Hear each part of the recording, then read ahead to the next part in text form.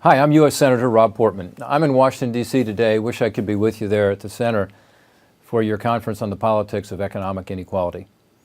Today, I understand you're going to hear the perspectives on this issue of economic and income inequality from across the political spectrum.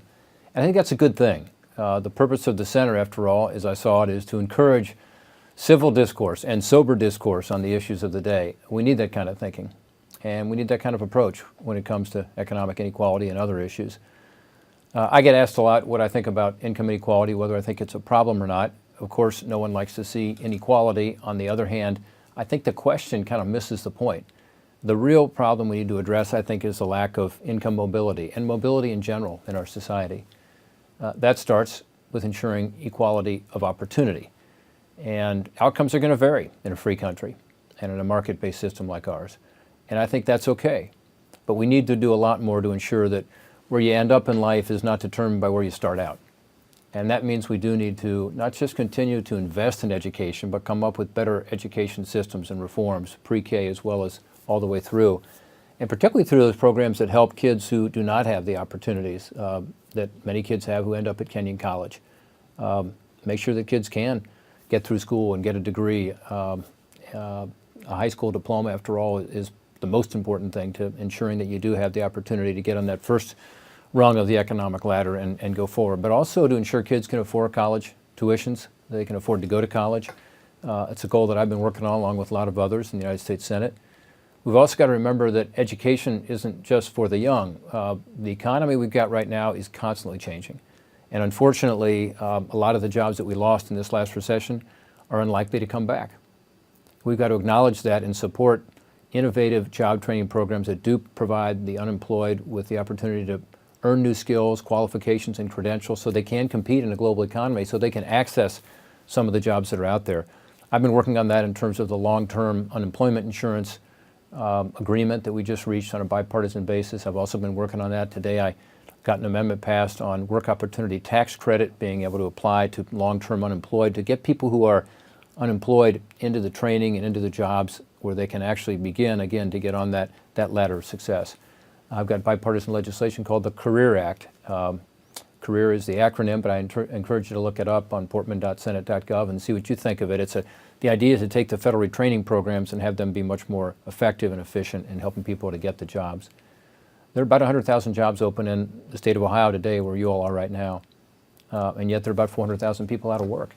And how do you connect them is in part by dealing with this skills gap. So look, the most important thing of all is to have an environment for success. And in Washington, we've got to be sure that we are creating that environment, not to bring people down to achieve equality, but to bring people up and to ensure that, again, the opportunity is there. I think we should reform our tax code. We should have regulatory relief. We should develop energy resources in a way that, including energy efficiency, that makes the economy grow, and we can do that. So there are things that we can and should do to be sure we could follow what John Kennedy said when he was president, which is a rising tide lifts all boats. Government does have a role to play in helping to lift those who sometimes our economy leaves behind. There's definitely a role there. But we must never forget that the greatest engine of economic prosperity in this country has always been that American man or woman who's willing to take a risk, make an investment, establish a business, create jobs, create opportunity. I grew up in that kind of a small business family. I'm still involved in small business, and it's about ensuring that we create a pro-growth environment so that people will follow their dreams and therefore others and their dreams can follow. So we've got to help the least fortunate, absolutely. We cannot hold them back, but there's no better antidote to income inequality and poverty than a good job and the dignity and self-respect that comes with having a job and working. So look, that's a lot to go over in a quick period of time, but I do truly regret that I can't be with you today. Kenyon's a place that's close to my heart. My brother graduated from Kenyon back in the dark ages, 1977. My mom was on the Board of Trustees there for quite a while, and I go there now and again.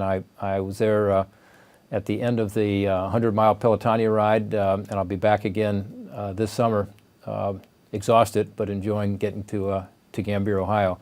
It's an annual bicycle ride that goes from Columbus to Gambier for cancer research. Anyway, hope to be able to visit with all of you soon and to discuss some of the things that you learned at this conference. Kenyon College is a great place. It's a terrific liberal arts education. And I think the greatest value of that liberal arts education is not what you're getting out of the books or even necessarily the classes you take, but it's how you learn to think about pressing issues and to look at those issues in ways that challenge not only the views of others, but your own beliefs. I hope you're doing that.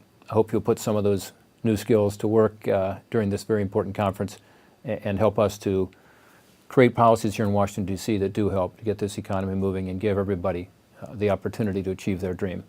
Good luck to you today. Look forward to seeing you on campus or elsewhere soon.